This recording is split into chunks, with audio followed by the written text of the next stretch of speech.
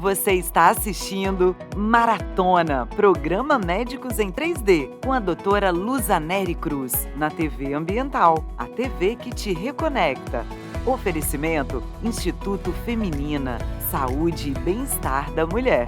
Óticas Cachoeiro, confiança transmitida no olhar.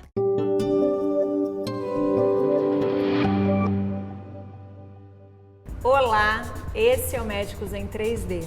Nesse espaço, vamos tirar dúvidas, dar dicas e fazer um debate. Nosso tema de hoje é sobre a janela da alma, sobre a saúde dos olhos.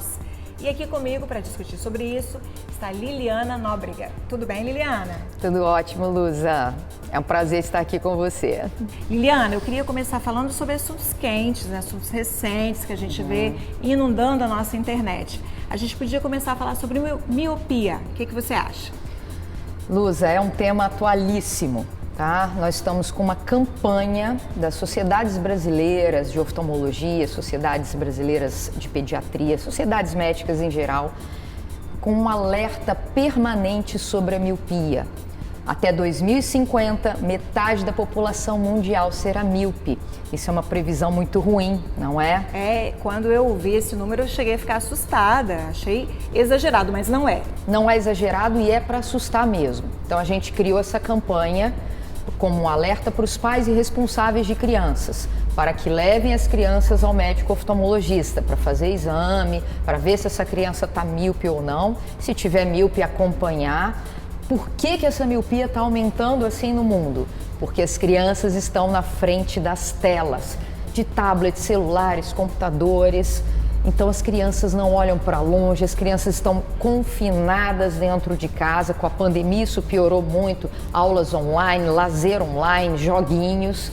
E as crianças não saíram ao ar livre para tomar sol e fazer atividades externas olhando para longe. Então isso prejudicou muito a saúde visual das crianças e está acontecendo um boom de miopia no mundo todo. Então assim, Liliana, eu tenho criança em casa, né? Nós estamos diante de um desafio, não é isso? Então a gente precisa dessa aula online, nós temos muitas ferramentas importantes, mas o que a gente pode fazer então, para a gente preservar? Tem alguma coisa que a família possa fazer para preservar a saúde do olho das crianças?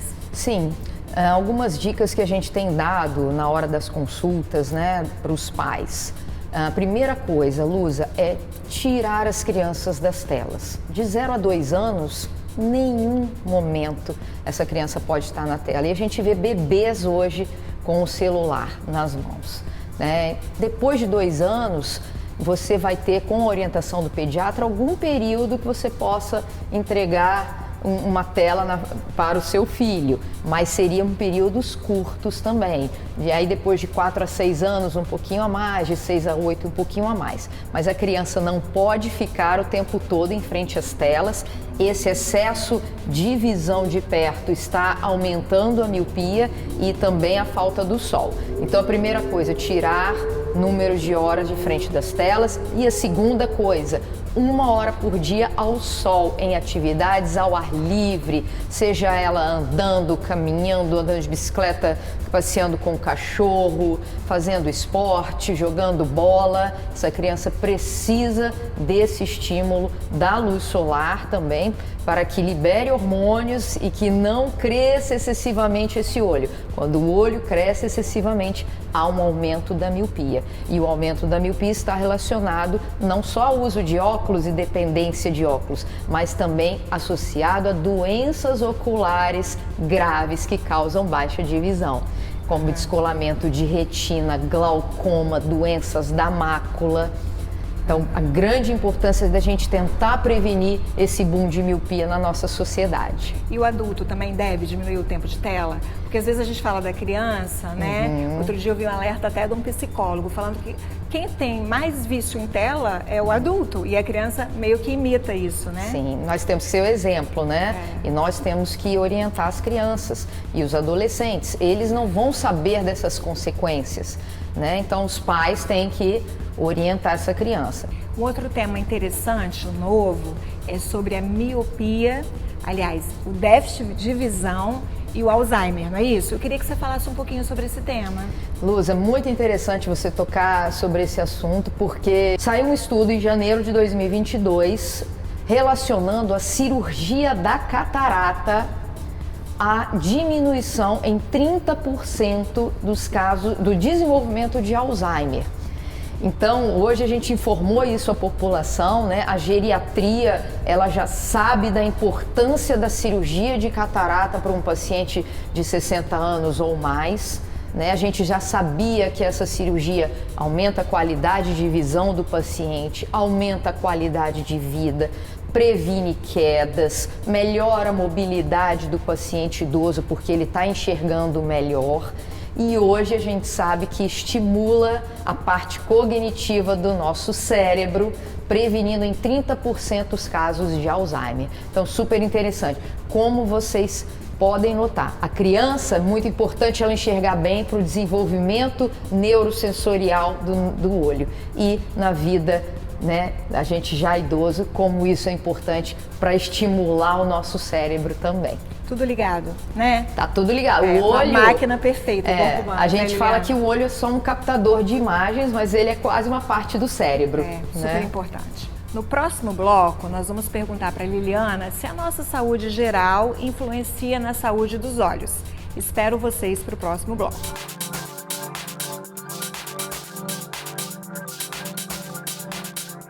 O Instituto Feminina está preparado para cuidar da saúde da mulher, desde a adolescência até a idade madura. Os médicos Dr. Paulo Batistuta e doutora Samara Matar alinham experiência, tecnologia de ponta e pesquisa pensando na saúde integral da mulher moderna. Localizada na Enseada do Suá, no edifício Vértice Empresarial, o Instituto Feminina possui uma sede confortável, com os equipamentos mais modernos para atender suas pacientes em ginecologia, obstetrícia, ginecologia integrativa, laser e estética íntima. Faça uma visita e conheça o Instituto Feminina.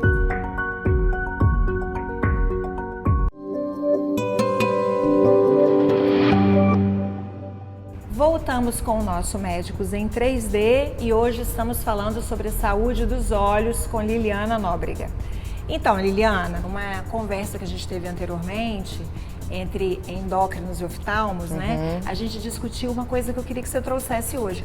Quando a pessoa deve ir ao oftalmologista?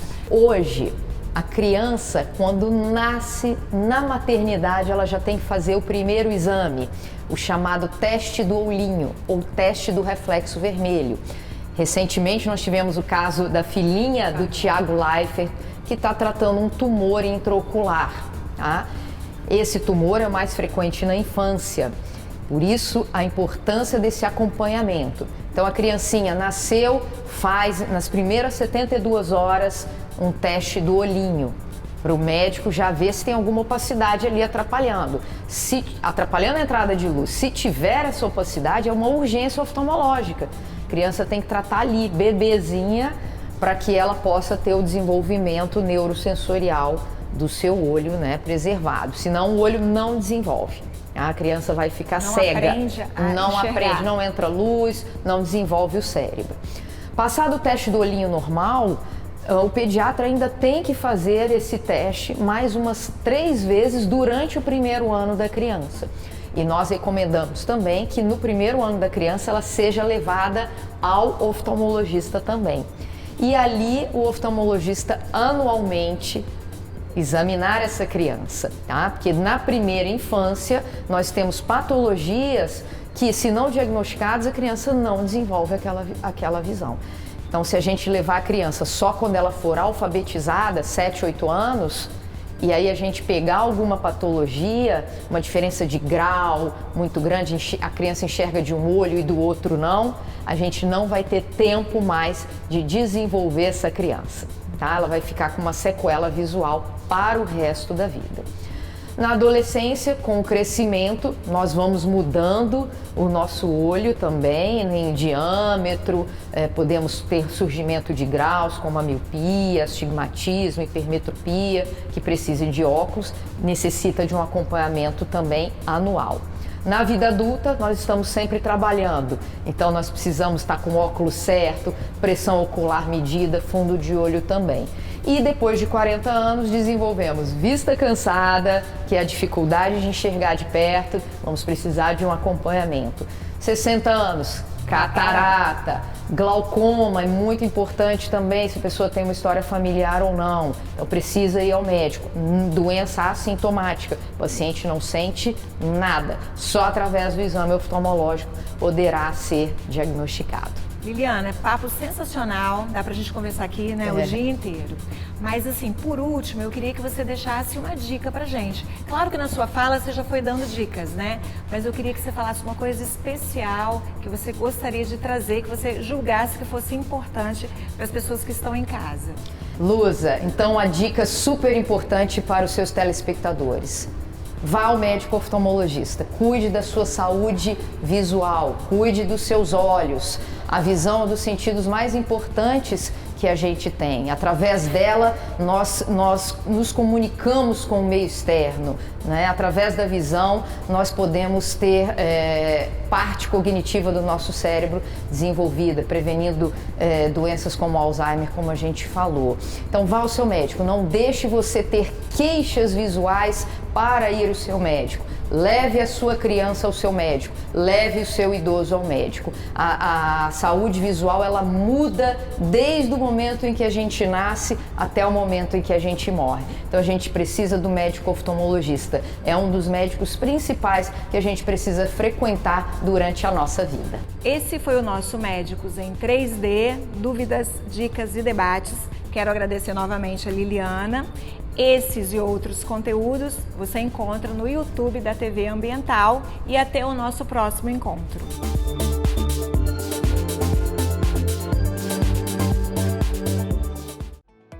Você está assistindo Maratona, programa Médicos em 3D, com a doutora Luzaneri Cruz, na TV Ambiental, a TV que te reconecta. Oferecimento Instituto Feminina, Saúde e Bem-Estar da Mulher. Óticas Cachoeiro, confiança transmitida no olhar.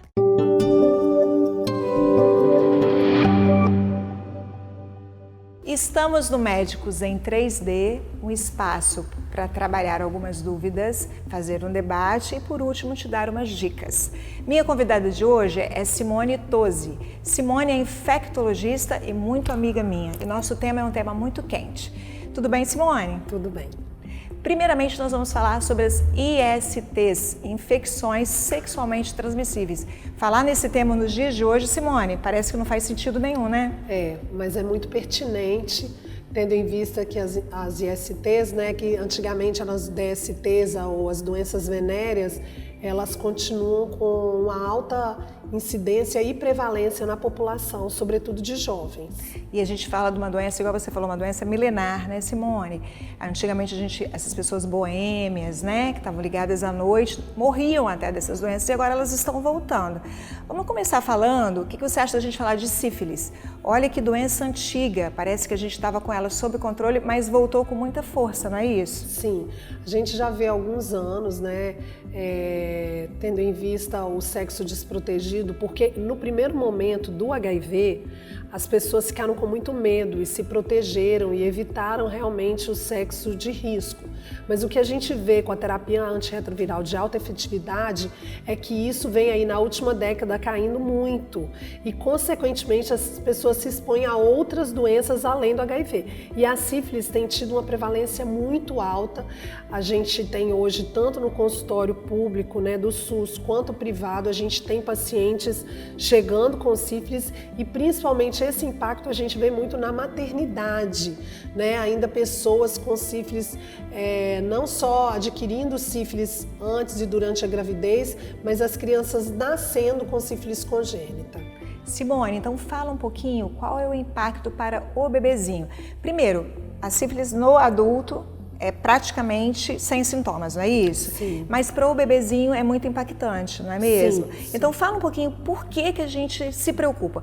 É só para lembrar que quando a gente vai fazer um pré-natal ou quando a gente vai acompanhar a gravidez, a gente faz esses exames, né, de sífilis. Sim, são obrigatórios, né, pelo Ministério da Saúde, começou com já há bastante tempo, depois veio a Rede Cegonha reforçando, então a gente faz os testes rápidos, é obrigatório, né? Há muitos anos, aí, há cerca de 20 anos atrás, era até constrangedor você pedir uma gestante, dependendo, né, para fazer um exame de HIV. Nós, infecto, a gente sempre pediu, mas às vezes o obstetra mandava pra gente pedir o HIV e o VDRL. Né, ou ele pedia, mediante o resultado, ele não sabia conversar. Hoje em dia é algo que é rotineiro, né, nas maternidades e para os obstetras, e o grande impacto na criança são malformações, desde malformações ósseas, problemas no sistema nervoso central, cardíacos, problemas dos mais diversos, a depender da fase que essa mãe adquire e que é passado o treponema, que é o causador da sífilis, para o bebê. E a mãe fora da gravidez? A mãe não, o jovem fora da gravidez. Seria interessante fazer esse exame? Quando que a gente faria? Você tem alguma dica nesse sentido? Sim, é muito importante fazer com frequência, né? Então, assim, só voltando para a mãe, ela já é obrigatório. Então, assim, a importância de se fazer o pré-natal, a gente tem outros de muitas meninas jovens ficando grávidas que não fazem pré-natal. Inclusive, a jovem por si, a adolescente, ela tem maior risco de complicação na gravidez. Então, o pré-natal dela já é de risco, ainda mais se ela tiver um VDRL positivo, se ela tiver sífilis. Às vezes ela teve, como você falou, é assintomático. A gente às vezes pega o paciente com a sífilis secundária, cheio de lesões de pele. Um dia desse eu estava com um paciente no meu consultório. Mas assim, não é muito comum. Às vezes passa despercebido e a pessoa descobre por acaso na gravidez. Então assim, tem que tratar e tratar logo. Quanto mais precoce o diagnóstico, melhor, para evitar problemas para a criança e para o próprio adulto. Apesar da gente saber que a sífilis latente, tardia, as consequências são depois de muitos anos, mas essa pessoa está fazendo uma rede de transmissão e com esse risco muito grande de infectar uma criança que vai ter as sequelas para o resto da vida. Com relação ao que você me perguntou... Pedido de exames fora da gravidez. Sim. Hoje a gente tem os CTAs, né, que é os Centros de Testagem e Avaliação Sorológica. Esses exames são feitos gratuitos a qualquer hora do dia.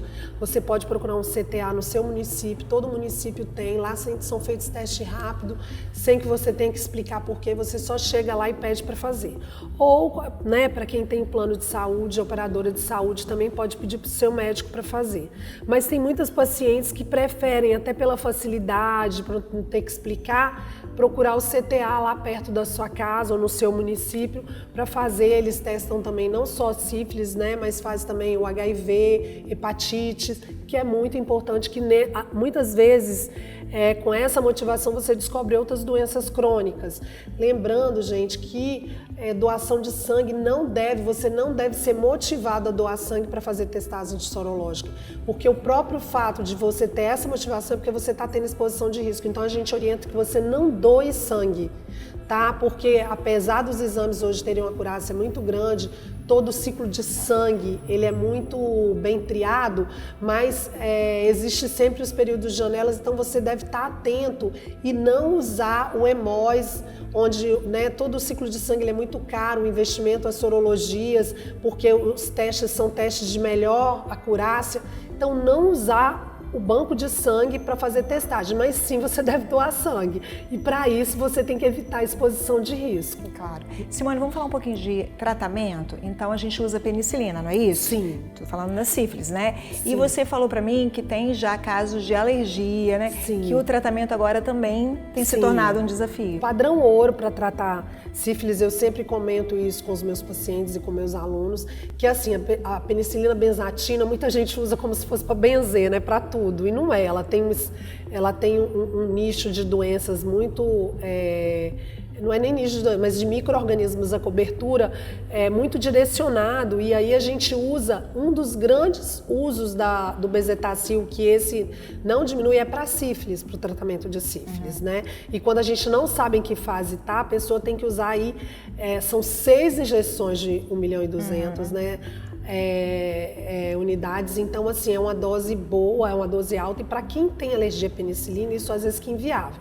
Mas é importante você ser orientado por um especialista, porque a pessoa às vezes passou mal, teve alguma indisposição e não foi necessariamente caracterizada a alergia. Por isso que o bezetacil, ele é feito ou em unidade de saúde ou em pronto atendimento. A gente não permite mais que ele seja feito em farmácia. Sim. E quando, sim, constatado por um especialista a alergia, a gente tem algumas opções. Tem uma opção oral e tem uma opção intramuscular, mas que não são a melhor opção. Então, o controle de cura ele é um pouco mais difícil. Entendi. Mas há o tratamento, né? Há tratamento, há opção sim. No próximo bloco, a gente vai falar sobre HIV. Tem espaço ainda para a gente falar sobre isso? Vamos saber daqui a pouquinho.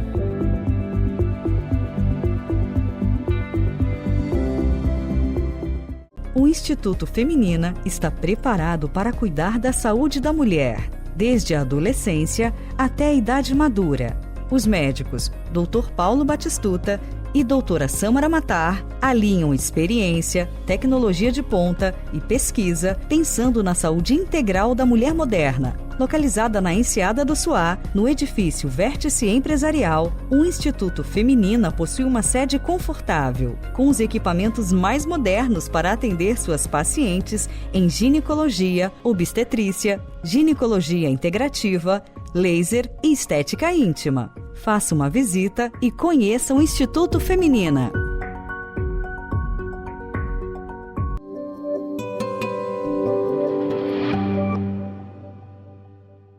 Voltamos com Médicos em 3D e o nosso assunto hoje é IST, infecções sexualmente transmissíveis. Olha só, nós estamos falando disso nessa época, 2022, ainda tem espaço para essa discussão. Agora nós vamos falar de HIV e a nossa convidada é Simone Tosi, infectologista. Simone, então o tratamento de HIV mudou completamente, não é isso? Hoje é muito mais confortável e as pessoas agora estão se arriscando mais. É assim? Fala um pouquinho sobre isso. A gente, graças ao esquema HAART, né, que é a terapia antirretroviral de alta efetividade, né, ela, desde 1997, ela mudou a história dos pacientes com HIV. E na última década, a gente está com uma comodidade posológica muito grande. Graças à tecnologia e à ciência, hoje os pacientes com HIV, eles tomam de 1 a 2 pílulas por dia. E além não só da comodidade para tomar, menos eventos adversos, a gente tem drogas aí mais recentes com uma alta eficiência, né?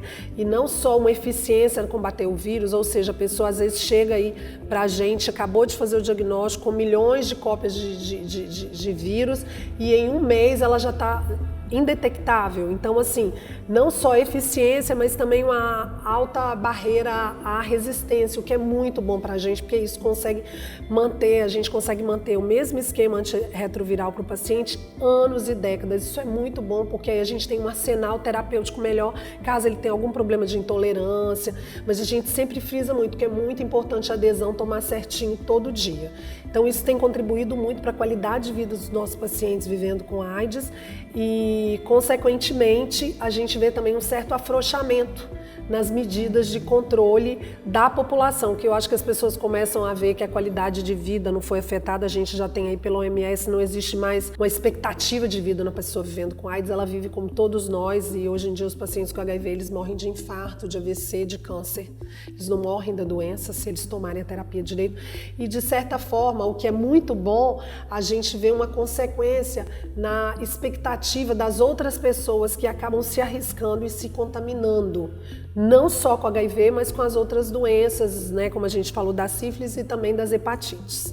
Então o HIV, por exemplo, a gente tem hoje o esquema PrEP, que o próprio Ministério da Saúde ele fornece um esquema para pessoas que têm fatores de risco, a gente fazer esse controle para a pessoa não se contaminar, inclusive quando a pessoa é par discordante, ou seja, uma pessoa HIV é casada ou tem um parceiro fixo de uma pessoa que não é HIV.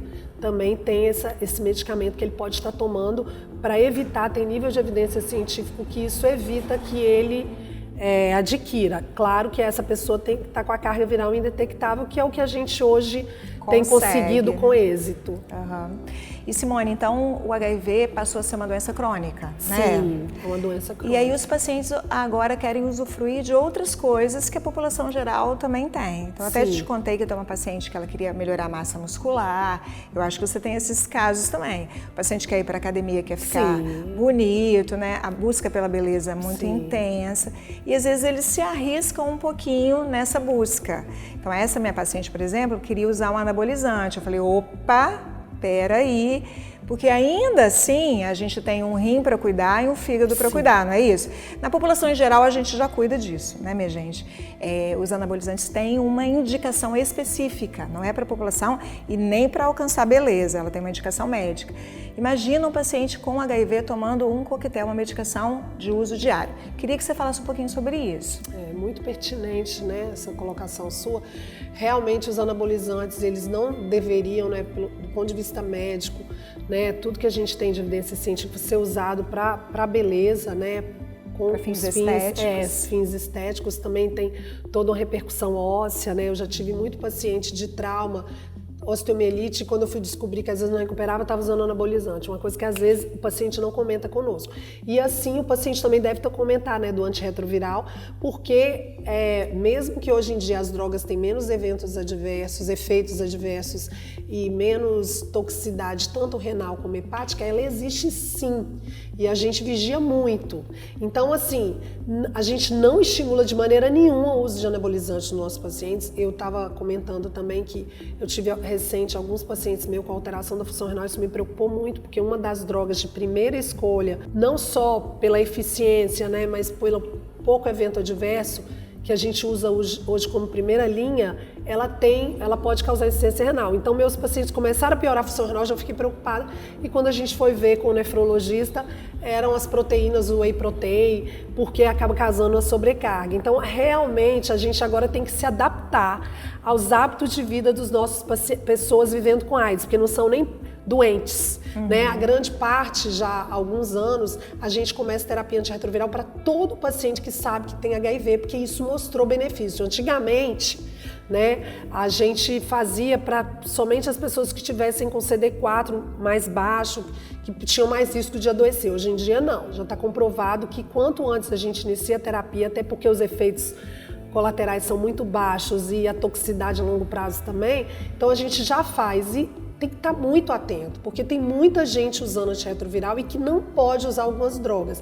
E você que tem HIV precisa sim dizer a qualquer médico que você procurar que você tem HIV. Isso é muito pertinente, que também acontece de não comentar como aconteceu com você, né? O seu paciente foi comentar. 8 anos depois que acompanhava comigo, me disse que era HIV positivo. Eu falei, para tudo, vamos recomeçar a nossa história, né? E é isso. Simone, assim, todo mundo que vem aqui, a gente pede para deixar uma dica, tô te pegando até de surpresa.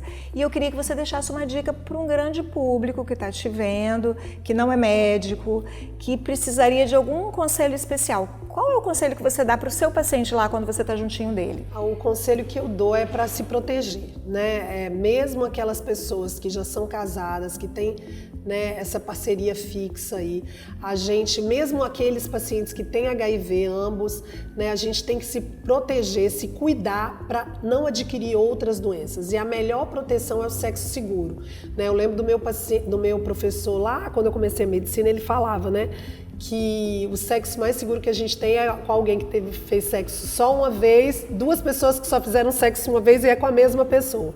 Então não tem garantia, portanto, não se balize na aparência da pessoa, né? O ideal, se você vai começar a ter relação sexual com alguém, né? Antigamente a gente falava em exames pré-nupciais, que, né, o indicado você fazer toda a sorologia e vocês sim se comprometerem a não ter relação com outra pessoa.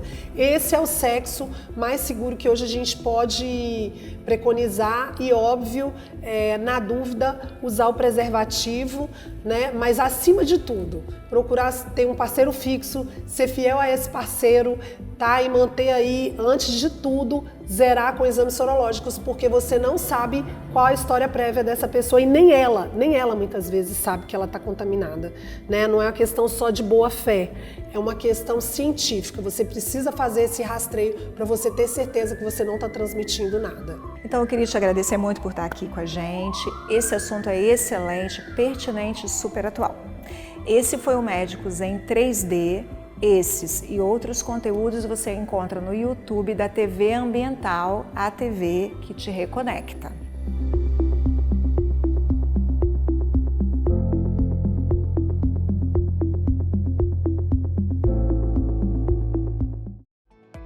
Você está assistindo Maratona, programa Médicos em 3D, com a doutora Luzaneri Cruz, na TV Ambiental, a TV que te reconecta.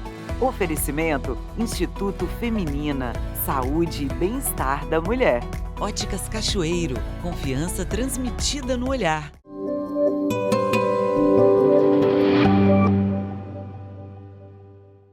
O Instituto Feminina está preparado para cuidar da saúde da mulher, desde a adolescência até a idade madura.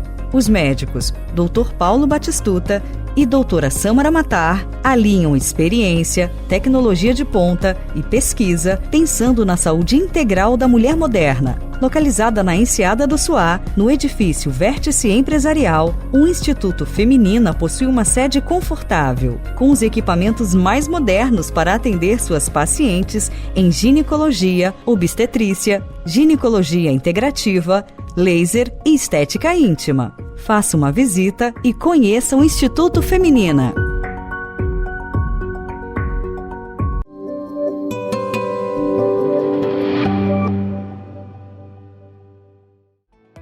Você está assistindo Maratona, programa Médicos em 3D, com a doutora Luzaneri Cruz, na TV Ambiental, a TV que te reconecta. Oferecimento Instituto Feminina, Saúde e Bem-Estar da Mulher. Óticas Cachoeiro, confiança transmitida no olhar.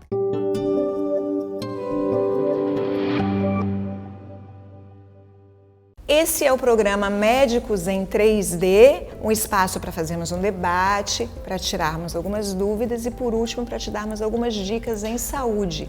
Nosso tema de hoje é Covid. Falar especificamente sobre vacinação. Quem vai estar aqui comigo é a Ana Paula Burian, que é infectologista, pediatra e especialista em vacina. E aí, Ana Paula, temos ainda o que discutir em vacina? Será que já está tudo esgotado ou as pessoas ainda têm dúvidas? O que você acha? Muitas dúvidas. Acho que o assunto ainda não está esgotado e a gente cada dia mais aprende. Então tem um caminhar ainda longo. A doença não está sob controle. Vou trazer para você os temas que os pacientes me abordam e que eu respondo, mas que você pode responder muito melhor que eu. Como que uma vacina foi desenvolvida tão rápido? As pessoas têm essa dúvida ou são só os meus pacientes? Isso é uma dúvida até dos nossos colegas. E eles acham assim que é meio teoria da conspiração. Tem até um pessoal que fala assim, eu estou sendo usado como cobaia. Olha essa palavra, fui usado como cobaia. Me fala a sua percepção disso. Em setembro de 2021 eu falei no Congresso Brasileiro de Imunizações sobre a vacina Covid e as fake news e todos os debates que surgiram em função disso. Então, a gente teve muita fake news.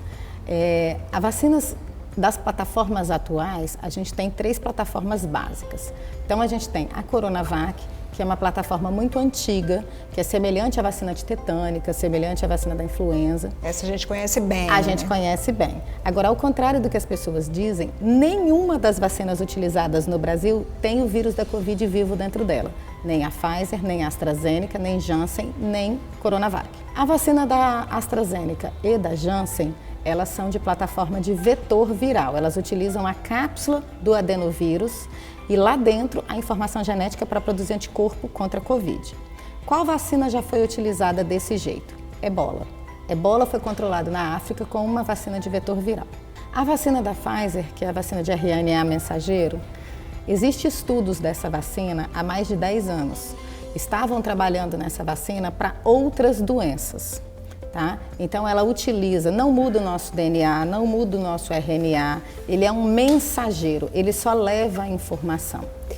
E eles demoraram muito a conseguir estabilizar essa vacina, por isso que no início ela chegava congelada, porque eles fizeram ela envolta numa camada de gordura, que era o lipídio, e essa camada de gordura, quando baixava muito a temperatura, ficava estável, quando aquecia, ficava instável e revelava o RNA mensageiro. Então não enganava a nossa célula para a gente absorver a informação necessária. Se começou a estudar a vacina Covid em surtos anteriores de Covid, então a gente já teve, não pandemia que pega o mundo inteiro, mas pequenas epidemias. Então a gente teve na China o SARS-CoV-1, porque esse agora é o SARS-CoV-2, e na Arábia Saudita em 2012 teve o MERS-CoV, então 2002, 2012 e 2019. Desde aquela época já se estudava a vacina. Quando aconteceu do Covid parar o mundo, o que os governos fizeram e os grandes laboratórios da indústria? Se uniram. Você pode perceber que não existe um único nome para a vacina. A da AstraZeneca, por exemplo, ela é a união da Universidade de Oxford, na Inglaterra, com a fábrica da AstraZeneca, com, por exemplo, a Fiocruz no Brasil. Então tem gente que vai tomar essa vacina, vai estar anotado no cartão Fiocruz, ou Oxford, ou AstraZeneca. A Pfizer se uniu com a BioNTech, uma empresa americana, com uma empresa alemã. E o mundo inteiro se uniu porque parou o mundo economicamente, a vida, tudo. E todo mundo se uniu para produzir vacina. Por isso foi mais rápido. Pegou-se uma plataforma que já era estudada, virou-se 24 horas em laboratório para fazer vários turnos, porque economicamente ela era muito importante, não para vender vacina, mas porque a indústria estava parada, o povo não aguentava ficar trancado mais um ano dentro de casa, que ia morrer de fome. Então isso foi muito importante acelerar. A economia precisaria, né, girar. Então, realmente tem um peso econômico aí, né? Sim, o mundo parou e muitas mortes aconteceram. É verdade. E me fala em relação ao efeito colateral, que é outro tema que os pacientes trazem para mim, né? Especialmente as miocardites, né? Que geraram um assunto polêmico. E falavam, olha, tem outras pessoas que falam assim, ok, as vacinas são seguras a curto prazo, porque os estudos foram feitos a curto prazo, porque a gente também não tinha muito prazo. Nós demos o que tínhamos, né? Mas é a longo prazo, as pessoas falam em doenças reumáticas, infertilidade. Tem um campo aí no imaginário popular, igual você falou, e até mesmo profissionais médicos, né? Tem muita dúvida ainda sobre isso, não é isso, Ana Paula? Sim. E surgiram muitas fake news que estão difíceis da gente desmistificar. Um grande exemplo, não pode tomar vacina e beber. Da onde surgiu? Uma pessoa muito importante na Rússia, que era do centro de vigilância, falou que quem tomasse a vacina da Sputnik não poderia beber. O fabricante da vacina virou e deu uma entrevista coletiva e ele botou até um gift do Leonardo DiCaprio oferecendo um champanhe dizendo não tem nada a ver, não tem esse estudo, não tem interferência. Então a gente teve muita mistificação em cima disso. Toda vez que a gente começa uma vacina nova, que a gente vai iniciar uma vacina que não é muito conhecida da população geral, se recomenda dar intervalo para outras vacinas. E tudo o que acontece, a gente vai monitorar para investigar se tem relação causal com a vacina ou é só uma coincidência, relação temporal. Então, se eu tomo uma vacina, eu saio da sala de vacina e sou atropelada, esse atropelamento será notificado. Claro. Por quê? Será que tem relação com a vacina ou não? Ah, mas Ana Paula, não tem relação. Tudo bem, pode não ter. A pessoa pode ter saído olhando o celular, não olhou para a rua e foi atropelada. Mas precisa ser estudado. Mas precisa ser estudado. Então, isso é feito de rotina. E o olhar de todo mundo ficou muito atento. Ao caminhar com isso, a gente teve uma doença com muito sintoma novo. A gente teve gente que fez infarto por trombose, por doença Covid, antes da vacina. A gente teve miocardite por doença Covid. A gente teve apendicite, que quando abriu o paciente não tinha apêndice inflamado, era trombose por Covid. AVC é uma doença que enganou muitos médicos e que mimetizou, simulou, imitou muitas outras doenças.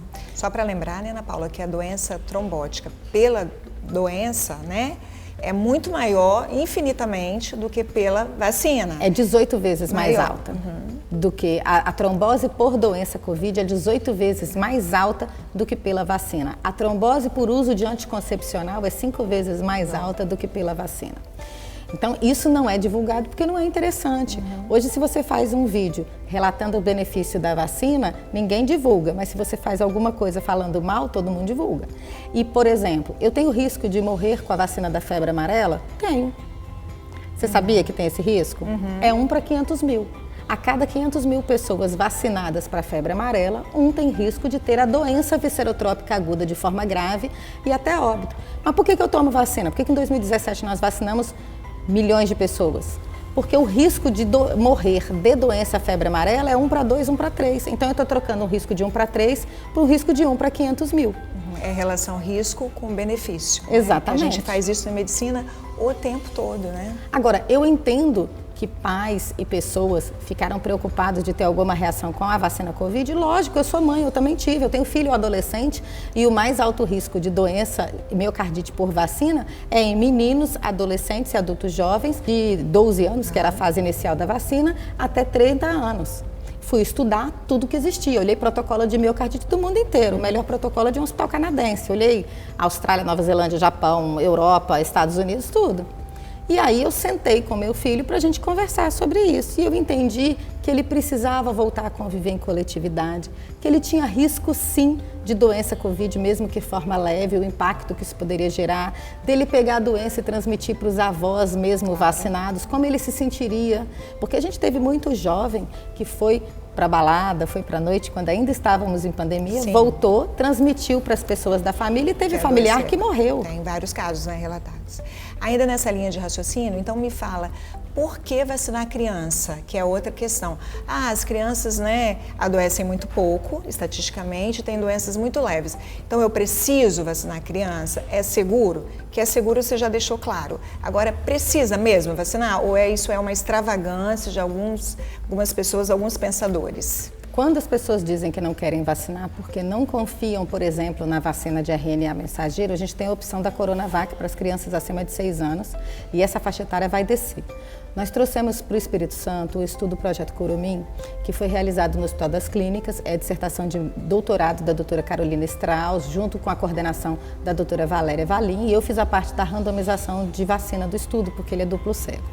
E a gente fez em 1.300, 1.500 crianças, a gente está finalizando o estudo agora, comparando vacina com Coronavac com vacina Pfizer, numa incidência de 2:1. A gente vacinava 2 crianças com Coronavac e uma de mesmo sexo e mesma idade com Pfizer pediátrica. Esse estudo ele colheu o sangue dessas crianças e mandou, a gente fez de 3 anos até 18 anos. A gente mandou sangue para São Paulo, para Minas e para o Rio, para fazer o monitoramento tanto da resposta de anticorpos circulando no sangue, quanto as células de defesa, que é o que a gente chama de imunidade celular e humoral. Então, quando eu respondo a uma vacina, eu posso produzir um anticorpo que vai ficar circulando no meu sangue, se encontrar o vírus Covid vai atacá-lo, como eu produzo células que também vão atacar a doença. A gente montou um grupo com especialistas em reação vacinal e tinha gente do Brasil, São Paulo, grandes especialistas. O grupo não foi utilizado. Nós não tivemos nenhum evento adverso moderado ou grave, nenhuma internação em nenhuma dessas crianças. Super seguro, né? E outra coisa que eu costumo dizer é o seguinte, as crianças, principalmente as menores, elas não utilizam máscaras. A gente tem que ter uma consciência do coletivo. Ela vai para uma creche, eu posso ter uma funcionária da creche que tem uma doença autoimune, que tem um tratamento que baixa a imunidade dela, ou que ela tem uma doença que baixa a imunidade, que mesmo vacinada ela vai responder mal à vacina e ela tem mais risco de forma grave da doença. Quando eu levo meu filho vacinado para a escola, eu estou protegendo o coletivo. Vacina não é individual. Eu me protejo, você se protege, juntos a gente protege a sociedade. E outra coisa, um sintoma muito comum em doença Covid foi perda de memória. Como a gente mensura isso numa criança? Como a gente fala para uma criança que está dizendo para a gente que ela tem 5, 6, 7 anos, está na alfabetização e não consegue aprender o que o professor diz? Ela pode estar com sequela de Covid leve. Ninguém está mensurando isso. E muitos pais não aceitam nem fazer o exame, que é aquele cotonete ruim numa criança pequena. É verdade. E a 4ª dose, 5ª dose, né? Às vezes eles questionam também no idoso, especialmente, né? Você acha que vale a pena? O que a gente está fazendo de medida? Já existe uma discussão na OMS de, ao invés de ficar falando 4ª e 5ª dose, a gente fazer o que a gente fala para gripe. Qual é o calendário anual da doença, da vacina Covid? Por quê? Seria tipo assim, eu tenho um idoso, o calendário anual eu tenho uma dose há mais de, por exemplo, 6 meses, está na hora de fazer agora e daqui X tempo vai fazer de novo. E aí fazer o calendário de vacina Covid do idoso, do imunodeprimido e do saudável. Isso vai acontecer.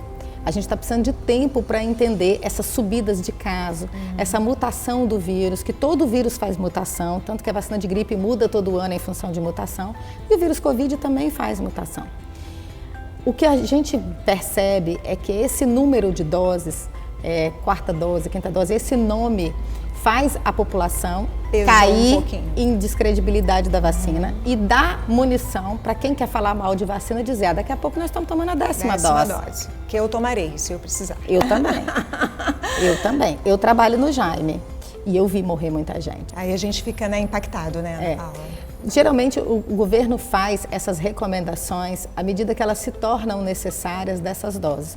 O que os estudos mostram é que a doença Covid não dá imunidade temporária e a vacina também não. Mas isso a gente tem para outras doenças. Tétano, por exemplo, quem teve tétano tem que tomar vacina de tétano, porque ele pode pegar tétano de novo. E tem várias doenças e vacinas que são assim. Ana Paula, então eu vou pedir para você deixar sua dica, especialmente em relação a essa doença marcadora da nossa geração, né? Que impactou tanto o mundo inteiro, que é a Covid, e a relação com a vacina. Mesmo aqueles que não querem se vacinar, eles estão sendo protegidos pelo vizinho, pelo familiar que se vacinou. Então, eles são afetados por uma decisão coletiva do outro. A gente só viu reduzir os óbitos quando a gente viu crescer a vacinação no Brasil. E isso é muito importante. Então, eu faço o chamado de que todos botem o seu cartão em dia, não apenas para a Covid, mas para as outras doenças, porque a gente está tendo pessoas que estão vindo indefesas da epidemia. Então a gente tem crianças que nunca tiveram as viroses da infância, que nunca brincaram no parquinho, que ainda não tem vacina para elas e que vão pegar a doença dos pais que adoecerem e não quiserem se vacinar. E vão ter algum impacto sobre isso. Então se vacine. Queria te agradecer muito por estar aqui, Ana Paula, me esclareceu uma série de dúvidas para os meus pacientes, me deu armamento até para eu discutir com os pacientes, né? Eu tenho certeza que quem está nos assistindo gostou muito também. Muito obrigada. Esse foi o nosso Médicos em 3D. Esses e outros conteúdos você encontra no YouTube da TV Ambiental, a TV que te reconecta.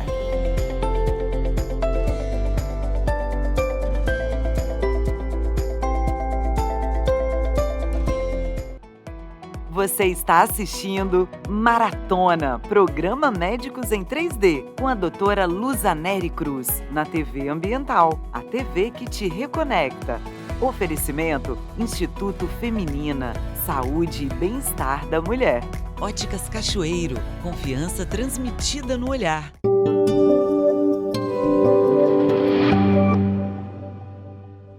Estamos no programa Médicos em 3D, um espaço para a gente tirar dúvidas, fazer um debate e, por último, te dar umas dicas. Nosso debate hoje é com a oftalmologista Cláudia Maestre, que é uma pessoa super bem preparada, atua em várias áreas dentro da oftalmo, mas a sua área principal de atuação hoje em dia é oftalmologia pediátrica. Tudo bem, Cláudia? Tudo bem, Lúcia. Eu quero agradecer de estar aqui mais uma vez, né? Muito obrigada pelo convite. Eu é que te agradeço de ter voltado.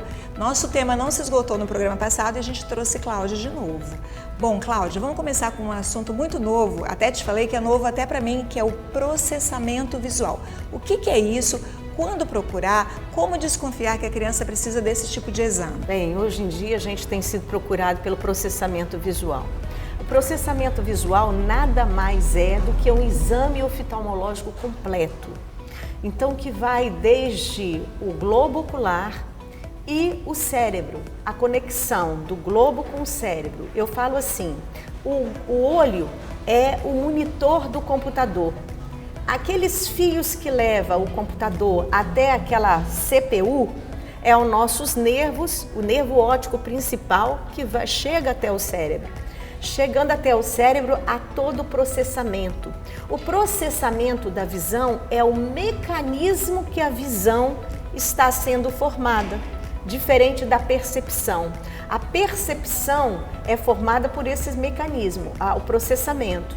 A percepção ela vai sendo construída ao longo de nossa vida. Se tiver uma falha no processamento, a gente não tem as experiências.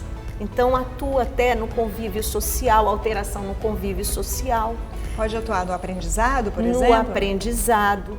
Então a criança que não aprende, ela se sente excluída porque não acompanha uma turma. E se ela não acompanha, ela vai se isolar, automaticamente se isola. Por isso que no final das contas é o convívio social que vai estar sendo alterado. Então assim, Cláudia, em termos práticos, quando uma criança tem um isolamento social ou uma dificuldade de aprendizado, o oftalmologista entraria no circuito? Seria uma boa hora para procurar um oftalmo? Claro, a visão, ela comanda 80% dos nossos sentidos, né? Então, não só o exame de vista, o que eu vejo, as pessoas falam assim, mas meu filho enxerga bem. Não é só enxergar, como eu falei anteriormente, o olho faz parte do todo o processo, é por onde entra a luz, como começa o processo. O resto se faz no cérebro. A nossa imagem que chega no cérebro, o olho dá para o cérebro, é invertida. O cérebro tem que fazer o trabalho de botar ela em pé. Então é todo um conjunto. O exame é inteiro. Cláudia, uma outra coisa super interessante que você falou também é que vocês têm um mutirão, não é isso? Para vocês atenderem. Porque o nosso grande desafio é atender uma criança carente. A gente vê isso, né? Dificuldade de aprendizado, dificuldade de isolamento, déficit de visão naquela criança que não tem acesso ou tem uma dificuldade de acesso à saúde. E vocês têm o mutirão, não é isso? Fala um pouquinho para mim sobre o mutirão. Nós temos o mutirão que ocorre de 2 em 2 anos, que é o Dia da Saúde do Olhinho, onde qualquer criança, nós começamos de 1 até 10 anos, ela é atendida por colegas oftalmologistas junto comigo e uma equipe de voluntários grande. E faz o exame, faz primeiro a triagem para ver se há necessidade do exame e depois dilata, usa o colírio para dilatação, faz o exame de fundo de olho e faz também o exame de vista, o exame de refração. E aquela criança que precisa é doado no próprio mutirão, o óculos é confeccionado, depois pega nas óticas também voluntárias que fazem todo o processo, né? Lindo trabalho. E vocês agora vão até fazer um canal do YouTube, não é isso? O nosso canal no YouTube é o canal Transformando Vida, é pro que tem um porquê. Nós estamos com esse porquê, para conseguir uma monetização, para conseguir aparelhos para ir para esse mutirão, porque cada ano está crescendo cada vez mais o volume de crianças, né? Parabéns, Cláudia, pelo trabalho. No próximo bloco nós vamos falar sobre miopia, que é um assunto muito quente dentro da oftalmologia pediátrica. E outra coisa, a gente vai pegar um pouquinho no pé dos eletrônicos de novo. Espero você no próximo bloco.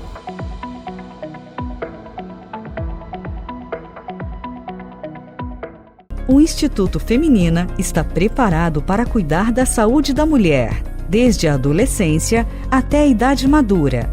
Os médicos Dr. Paulo Batistuta e doutora Samara Matar alinham experiência, tecnologia de ponta e pesquisa pensando na saúde integral da mulher moderna. Localizada na Enseada do Suá, no edifício Vértice Empresarial, o Instituto Feminina possui uma sede confortável, com os equipamentos mais modernos para atender suas pacientes em ginecologia, obstetrícia, ginecologia integrativa, laser e estética íntima. Faça uma visita e conheça o Instituto Feminina.